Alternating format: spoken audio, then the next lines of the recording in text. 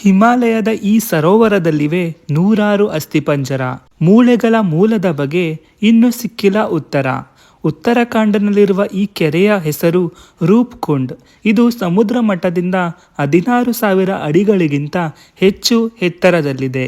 ಹೆಚ್ಚಾಗಿ ರೂಪ್ಕುಂಡ್ ಎಂದು ಹೆಸರಿಸುವ ಬದಲು ಈ ಸರೋವರಕ್ಕೆ ಎಲ್ಲರೂ ಅಸ್ಥಿಪಂಜರದ ಕೆರೆ ಅಂತಲೇ ಕರೀತಾರೆ.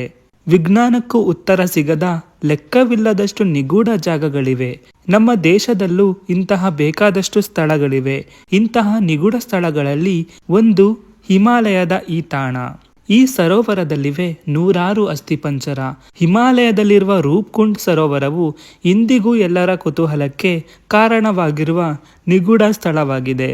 ಹಿಮ ತಂಗಾಳಿ ನಡುವೆ ಇರುವ ಈ ಸರೋವರದಲ್ಲಿರೋದು ಬರೀ ಅಸ್ಥಿಪಂಜರಗಳು. ಉತ್ತರಾಖಂಡ್ನಲ್ಲಿರುವ ಈ ಕೆರೆಯ ಹೆಸರು ರೂಪ್ಕುಂಡ್. ಹಿಮದಲ್ಲೊಂದು ಆಘಾತಕಾರಿ ಆವಿಷ್ಕಾರ. ಈ ಮೂಳೆಗಳು ನಿನ್ನೆ ಮೊನ್ನೆಯದಲ್ಲ. ಇದಕ್ಕೆ ಹಲವು ಶತಮಾನಗಳ ಹಿನ್ನೆಲೆ ಇದೆ. 1942ರಲ್ಲಿ ಇಲ್ಲಿನ ಅಸ್ಥಿಪಂಜರಗಳ ಬಗ್ಗೆ ಮೊದಲು ಅರಣ್ಯ ಅಧಿಕಾರಿಯೊಬ್ಬರು ಮಾಹಿತಿ ನೀಡಿದರು. ಇವರು ಈ ಸ್ಥಳದಲ್ಲಿ ಹೋಗುವಾಗ ಸರೋವರದ ಸುತ್ತಲೂ ಬಿದ್ದಿರುವ ಡಜನ್ಗಟ್ಟಲೆ ಅಸ್ಥಿಪಂಜರಗಳನ್ನು ಕಂಡುಕೊಂಡರು. ಇಲ್ಲಿಂದ ಈ ಜಾಗದ ಬಗ್ಗೆ ವಿಶ್ವಾದ್ಯಂತ ಕುತೂಹಲಗಳು ಹೆಚ್ಚಾದವು.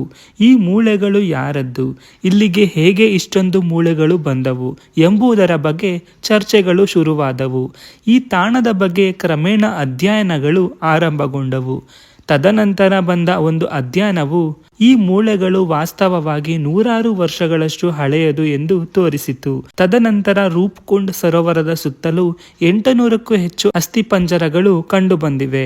ಇದರಿಂದಲೇ ಈ ಸ್ಥಳಕ್ಕೆ ಅಸ್ಥಿಪಂಜರ ಸರೋವರ ಎಂಬ ಅಡ್ಡ ಹೆಸರು ಕೂಡ ಬಂದಿತು. ಬೇರೆ ಬೇರೆ ಕಾಲಘಟ್ಟಕ್ಕೆ ಸೇರಿದ ಮೂಳೆಗಳು. ವಿಜ್ಞಾನಿಗಳು ಕಾರ್ಬನ್ ಡೇಟಿಂಗ್ ಬಳಸಿ ಮೂಳೆಗಳನ್ನು ಪರೀಕ್ಷಿಸಿದಾಗ ಅಸ್ಥಿಪಂಜರಗಳೆಲ್ಲವೂ ಒಂದೇ ಕಾಲಘಟ್ಟಕ್ಕೆ ಸೇರಿಲ್ಲ.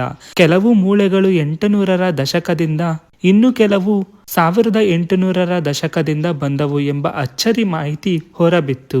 ಇದರರ್ಥ ಯಾವುದೋ ಆಘಾತದಿಂದ ಜನರೆಲ್ಲ ಒಂದೇ ಸ್ಥಳದಲ್ಲಿ ಸತ್ತಿಲ್ಲ. ಬದಲಾಗಿ ಅನೇಕ ಶತಮಾನಗಳಲ್ಲಿ ವಿವಿಧ ಗುಂಪುಗಳ ಜನರು ಅಲ್ಲಿ ಸತ್ತಿರುವ ಎಂಬ ವಿಷಯ ಸ್ಪಷ್ಟವಾಯಿತು. ಆದರೆ ಇವತ್ತಿನವರೆಗೂ ಇಷ್ಟು ದೀರ್ಘ ಅವಧಿಯಲ್ಲಿ ಒಂದೇ ದೂರದ ಸ್ಥಳದಲ್ಲಿ ಇಷ್ಟೊಂದು ಜನರು ಏಕೆ ಸತ್ತು ಬಿದ್ದರು ಎಂಬ ವಿಷಯ ಮಾತ್ರ ಇನ್ನೂ ಹಾಗೆ ಉಳಿದುಕೊಂಡಿದೆ. DNA ಪರೀಕ್ಷೆಯು ಕೆಲ ಅಚ್ಚರಿ ವಿಷಯಗಳನ್ನು ಬಹಿರಂಗಪಡಿಸಿದೆ. ನೇಚರ್ ಕಮ್ಯುನಿಕೇಷನ್ನಲ್ಲಿ ಪ್ರಕಟವಾದ ಅಧ್ಯಯನದ ಪ್ರಕಾರ ಅನೇಕ ಮೂಳೆಗಳು ದಕ್ಷಿಣ ಏಷ್ಯನ್ನರಿಗೆ ಸೇರಿದ್ದು ಮತ್ತು ಕೆಲವು ಕ್ರೀಟ್ನಂತಹ ಪೂರ್ವ ಮೆಡಿಟೇರಿಯನ್ ಪ್ರದೇಶದ ಜನರದ್ದು ಎಂಬುದಾಗಿ ತಿಳಿಸಿದೆ. ಸಾಂಕ್ರಾಮಿಕ ರೋಗಕ್ಕೆ ಹೀಗೆ ಸಾಮೂಹಿಕವಾಗಿ ಬಲಿಯಾಗಿರಬಹುದು, ಇಲ್ಲ ಜಪಾನ್ ಸೈನಿಕರ ಅಸ್ಥಿಪಂಜರ ಇರಬಹುದು, ಕೊರವೆ ಚಳಿಗೆ ಸೈನಿಕರು ಸಾವಿಗೀಡಾಗಿರಬಹುದು. ಹೀಗೆ ಒಂದಲ್ಲ ಒಂದು ಕಥೆಗಳು ಈ ಸರೋವರದ ಸುತ್ತ ಇದೆ. ಸ್ಥಳೀಯ ಜಾನಪದ ಕತೆ ಏನು ಹೇಳುತ್ತೆ ಗೊತ್ತಾ?